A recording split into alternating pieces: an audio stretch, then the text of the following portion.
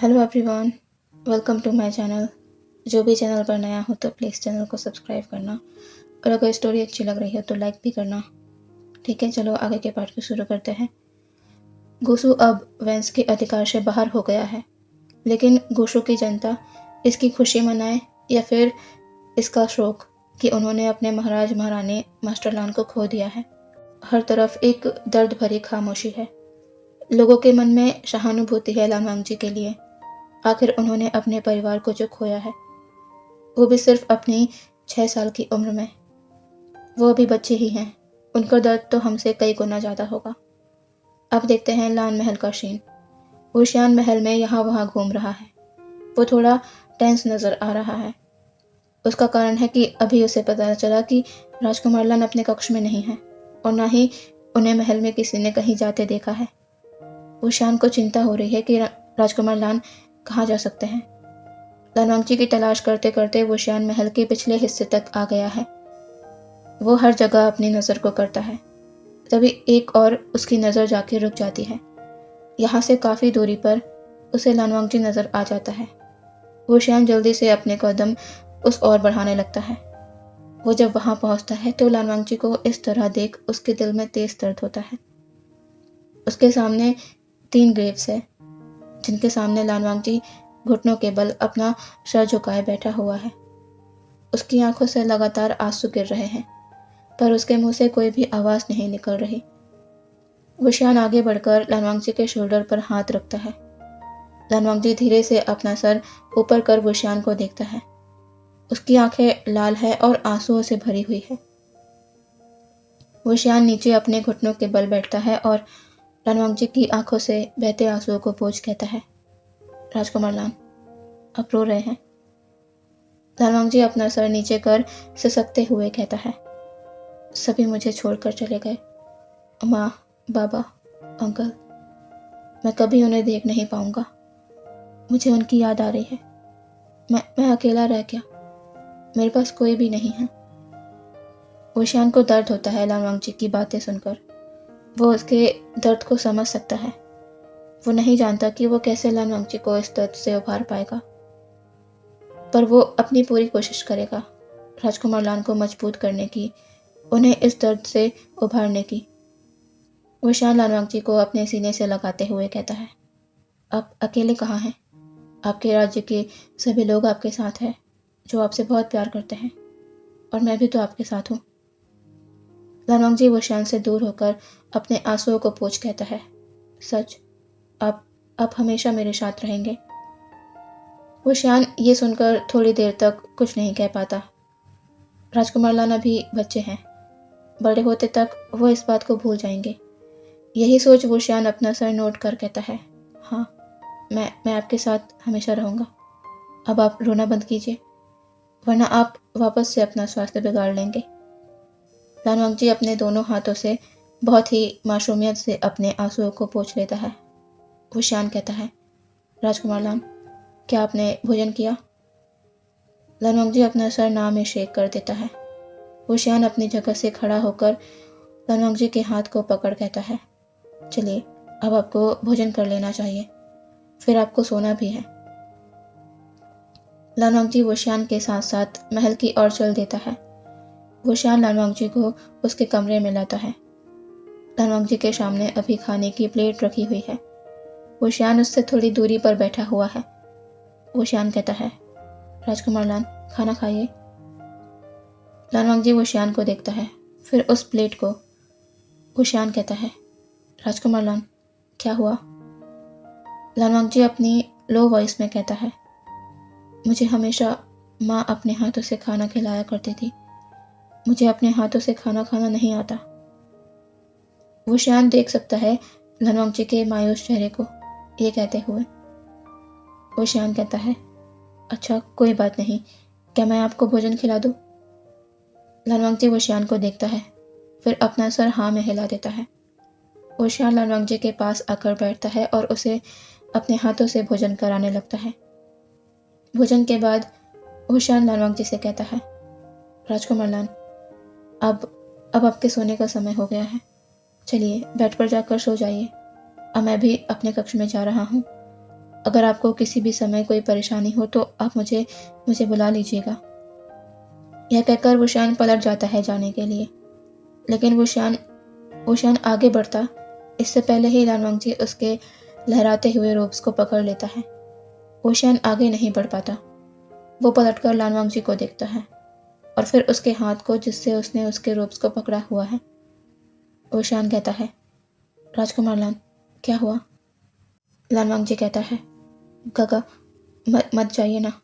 मुझे अकेले इतने बड़े कक्ष में नहीं रहना। आप मेरे साथ रुक जाइए, वरना मैं सो नहीं पाऊंगा। वुशियान कहता है, राजकुमार लान, मैं कैसे यहाँ पर रुक सकता हूँ? लान वांगजी कहता है, काका, मुझे माँ की याद आ रही है। प्लीज़ मेरे पास रुक जाइए। वुशियान एक साधारण डिसाइपल है जो अपने मास्टर की आज्ञा का पालन कर रहा है। उसका कोई हक नहीं बनता कि वो गोशु के होने वाले राजा के कक्ष में रुक जाए। भले ही उनकी उम्र छोटी है, लेकिन वो अपनी जगह नहीं भूल सकता। पर वुशियान का एक मन कह रहा है कि राजकुमार लान अभी बच्चे ही हैं, उनका सहारा भी कोई नहीं। अगर राजकुमार लान अकेला नहीं रहना चाहते तो एक बड़े गागा के नाते वो उन्हें सांत्वना तो दे सकता है। उनका अकेलापन उनका डर दूर कर सकता है। बहुत सोचने के बाद वुशियान डिसाइड करता है कि वो यहाँ रुक जाएगा। लान वांगजी अपनी मासूम क्यूरियस आंखों से वुशियान को देख रहा है। वुशियान कहता है, ठीक है राजकुमार लान, मैं आपके साथ रुकता हूँ। लान वांगजी के फेस पर इससे स्माइल आ जाती है। वो कहता है, काका, आप सच कह रहे हैं? वुशियान अपना सर नोट कर देता है। वुशियान लान वांगजी को बेड के पास लेके आता है। लान वांगजी बेड पर आ गया है। वुशियान बेड के कॉर्नर पर बैठते हुए कहता है, चलिए राजकुमार लान, अब आप सो जाइए। लान वांगजी अभी भी वैसे ही बेड पर बैठा हुआ है। वुशियान कहता है, राजकुमार लान, क्या हुआ? आप सो क्यों नहीं रहे? तभी अगले पल जो हुआ उससे वुशियान की आंखें शौक में बड़ी बड़ी हो गई। अचानक ही लान वांगजी आगे बढ़ा और अपना सर वुशियान की गोद में रखकर लेट गया। वुशियान बस देखता ही रह गया। लान वांगजी अपनी आंखें बंद कर वुशियान की गोद में लेटा हुआ है। वुशियान ने कुछ भी नहीं कहा। शायद राजकुमार लान अपनी माँ के साथ ऐसे ही सोते हो। वुशियान ने धीरे से अपना एक हाथ ऊपर कर लान वांगजी के बालों को सहलाना शुरू कर दिया। लान वांगजी अपनी आंखें खोल वुशियान को देखता है। वुशियान कहता है, क्या हुआ राजकुमार लान, क्या आपको नींद नहीं आ रही? लान वांगजी अपना सर ना में शेक कर देता है। वुशियान कहता है, आपको जल्दी सोना चाहिए, क्योंकि कल मैं आपकी शिक्षा और अभ्यास शुरू कर रहा हूँ। आपको नियमित डिसिप्लिन में अपने सभी कामों को करना शुरू करना होगा। लान वांगजी ये सुनकर एक्साइटेड होते हुए कहता है, क्या सच में? कल से आप मुझे युद्ध कला सिखाएंगे? मुझे बिल्कुल आपकी तरह ताकतवर बनना है। वुशियान कहता है, अच्छा, इसके लिए आपको बहुत मेहनत करनी होगी। आपके ऊपर एक बहुत बड़ी जिम्मेदारी है, पूरे राज्य की। अगर आप अपने जी जान से अभ्यास करेंगे तो हो सकता है कि आप मुझसे भी पावरफुल हो जाएं। लान वांगजी ये सुनकर अपने मन में ठान लेता है कि वो बहुत मेहनत करेगा और वे गागा की नज़रों में सबसे ताकतवर कुशल राजा बन के दिखाएगा। यही सोच लान वांगजी अपनी आंखों को बंद कर लेता है और बस थोड़ी ही देर में उसकी नींद लग जाती है। दूसरे दिन से जैसा वुशियान ने कहा था, लान वांगजी की शिक्षा प्रारंभ हो जाती है। धीरे धीरे लान वांगजी वुशियान के साथ रहते अपने माँ बाबा के जाने के गम से उभरने लगता है और अपना सारा फोकस अपने लक्ष्य और गोशु पर कर लेता है। देखते देखते 6 साल कैसे गुजर जाते हैं पता ही नहीं चलता। इन 6 सालों में लान वांगजी वुशियान से शिक्षा लेकर एक स्ट्रॉन्ग कल्टिवेटर बन चुका है। अपने 12 साल की उम्र में लान वांगजी ने कई विद्याओं का ज्ञान हासिल कर लिया है। वो एक कुशल राजा की सारी खूबियाँ लान वांगजी पर अपने 12 साल की उम्र में ही आ चुकी है। अभी रात का लगभग 8:30 बज रहा है, लेकिन लान वांगजी अभी भी मैदान में अपना युद्धाभ्यास कर रहा है। तभी कोई लान वांगजी के सामने अपनी तलवार आगे करता है। लान वांगजी जानता है ये कौन है। वो एक स्मृत कर सामने वाले पर्सन के साथ तलवारबाजी करना शुरू कर देता है। दोनों के मूवमेंट तेज और शार्प हैं, लेकिन आखिर में सामने वाले की तलवार आकर लान वांगजी के गले में रुक जाती है। लालवांग जी अपना हेड टर्न कर पीछे खड़े पर्सन को देख कहता है, गगा, आज भी मैं आपसे हार गया, पर याद रखिएगा, एक दिन मेरी जगह पर आप होंगे और आपकी जगह पर मैं। पीछे खड़ा विभूषण अपनी तलवार लालवांग जी के गले से हटाकर स्माइल कर कहता है, अच्छा, तो फिर मुझे इंतज़ार रहेगा उस दिन का। लालवांग जी पीछे पलटता है और कहता है, ऐसा ज़रूर होगा वे काका, ये लालवांग जी का वादा है आपसे। वुशियान कहता है, ठीक है, देखते हैं, लेकिन फिलहाल अभी तुम चलो, खाना नहीं खाया तुमने, समय देख रहे हो क्या हो रहा है। लांसॉन, तुम्हें सोना भी है, कल तुम जियांग राज्य जाने वाले हो, पता है कि नहीं। लालवांग जी कहता है, जी काका पता है, चलिए। वुशियान और लालवांग जी अंदर महल की ओर बढ़ जाते हैं। खाने के बाद लालवांग जी अभी वुशियान की गोद में सर रखकर लेटा हुआ है। सालों बीत गए, पर लालवांग जी की आदत नहीं बदली, वुशियान की आदत। उसे वुशियान हर समय अपने आसपास नजर आने को होना। लालवांग जी अभी भी वुशियान के हाथों से खाना खाता है और उसकी गोद में सर रखकर सोता है, वरना उसे नींद नहीं आती।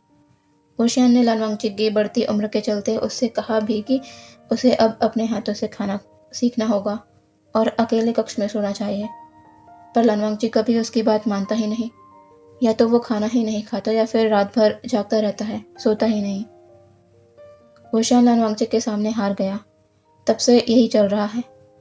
वुशियान लालवांग जी के बालों पर अपनी उंगलियां फेर कहता है, लांसॉन, अब तुम बड़े हो रहे हो, बहुत जल्द 13 साल के हो जाओगे, अब तो अकेले सोने की आदत डालनी चाहिए तुम्हें। जब तुम राजा बन जाओगे तो तुम्हारी शादी होगी, तो क्या तब भी तुम मुझे अपने कक्ष में रखोगे। लालवांग जी जो आंखें बंद कर लेटा हुआ था, वो ये सुन अपनी आंखें खोल वुशियान को देखता है और अपने चेहरे को शक्त रखते हुए कहता है, मेरे कक्ष में आपके अलावा कोई और कदम भी नहीं रख सकता, तो किसी ओमेगा का यहाँ आना बहुत दूर की बात है। आप जानते हैं कि मैं अगर आपकी गोद में सर रख कर ना सोऊं तो मुझे नींद नहीं आती, फिर आप ऐसी बातें क्यों कर रहे हैं। मैं हमेशा आपकी ही गोद में सर रख कर सोऊंगा। वुशियान लालवांग जी की इस टोन और उसकी आंखों को देखकर कुछ कुछ सेकंड्स के लिए तो रुक ही जाता है, और उसकी बातें, इसका क्या मतलब है, उसके अलावा कोई ओमेगा उसके कक्ष में कदम नहीं रख सकता। वुशियान कहता है, लांसॉन, तुम्हारी बातों का क्या मतलब है, कि तुम किसी ओमेगा से शादी नहीं करने वाले। लालवांग जी जो अपनी आंखें बंद कर चुका था, वो अपना फेस वुशियान के डमी पर रब करते हुए इरिटेटिंग टोन में कहता है, गगा, कृपया इस तरह की बातें करना बंद करें, मुझे सोना है, वरना मैं अपना इरादा बदल लूँगा कल जियांग राज्य जाने का। वुशियान कहता है, ठीक है, मैं कुछ नहीं कह रहा, कोई इरादा बदलने की ज़रूरत नहीं है तुम्हें, चुपचाप सो जाओ। लालवांग जी इस पर छोटी से स्माइल करता है और अपनी आंखों को बंद कर लेता है। अब देखते हैं दूसरे दिन। लालवांग जी जियांग राज्य के लिए निकल गया है। वहाँ पर आज सभी राज्यों की मीटिंग है। चूँकि लालवांग जी अभी राजा नहीं है, लेकिन गुसु का उत्तराधिकारी तो वही है, इसलिए उसे इस मीटिंग में शामिल होना होगा। मीटिंग अटेंड करने के बाद लालवांग जी जब अपने राज्य मतलब गुसु वापस लौट रहा था, तभी बीच रास्ते में उसे एक लैंड डिसाइपल नजर आता है, जो कोई और नहीं लालवांग जी का ही खबरी था। लालवांग जी उसे यहाँ देखकर हैरान होता है। वो कहता है, आप यहाँ क्या कर रहे हैं, महल में सब कुछ ठीक तो है ना। वो डिसाइपल कहता है, राजकुमार, अभी तो महल में सब कुछ ठीक है, लेकिन लालवांग जी कहता है, लेकिन क्या। वो डिसाइपल कहता है, राजकुमार, आपके जाने के बाद गुसु की बॉर्डर पर वैन सैनिकों ने आक्रमण किया। अचानक ये एक अचानक से हुआ था। मास्टर वे ने वहाँ की सभी सिचुएशन को संभाल ली, वैंस को भी हमारे बॉर्डर से खदेड़ दिया, लेकिन वैन रोहान ने। लालवांग जी की आंखें ये सुनकर ही डार्क हो जाती है। वो कहता है, वैन रोहान ने क्या कहा उसने वेगागा को कुछ कहा। वो डिसाइपल अपना सर नोट कर कहता है, जी राजकुमार, वैन रोहान ने मास्टर वे पर गलत और अभद्र टिप्पणियाँ की और उन्हें अपने साथ ले जाने की बात की। लालवांग जी का खून खौल जाता है ये सुनकर ही। 6 सालों से वो बस चुप है तो वे काका की वजह से, लेकिन आज नहीं। लालवांगजी अपने मन में कहता है, वैन रोहन, तुम्हारी ये आंखें, इन गंदी निगाहों से तुम वे काका को देखते हो ना। अफसोस आगे से तुम उन्हें देखने के लायक नहीं बचोगे। ये सोच लालवांगजी अपने अपने घोड़े को पीछे की तरफ मोड़ लेता है। लैंड डिसाइपल कहता है, राजकुमार अब कहाँ जा रहे हैं? लालवांगजी कहता है, वैन राज्य। अब यहाँ से देखते हैं घूसू महल का सीन। ओशान इंतज़ार कर रहा है लालवांगजी के आने का। रात होने को आई है, लेकिन लालवांगजी का अभी तक कुछ पता ही नहीं। तभी वोशियान ने देखा एक डिसाइपल दौड़ते हुए वोशियान के पास आ रहा है। वोशियान कहता है, क्या हुआ? वो डिसाइपल कहता है, मास्टर, राजकुमार लान। वोशियान ये सुना। वो कहता है, लानसान? क्या हुआ लानसान को? कहाँ है वो? वो डिसाइपल कहता है, राजकुमार लान ने वैन रोहन को मार दिया है और पूरे वैन कबीले को तबाह कर दिया है। वहाँ सब कुछ नष्ट हो गया है। वोशियान ये सुनकर पूरी तरह फ्रीज हो जाता है। लानसान ने वैन रोहन को ख़त्म कर दिया। वोशियान वहाँ रुक ही नहीं पाता। वो तेज़ी से वैन राज्य की दिशा में निकल जाता है।